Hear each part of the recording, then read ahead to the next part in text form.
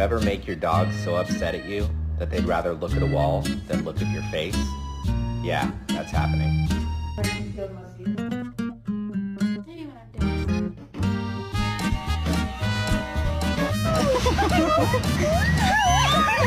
dancing.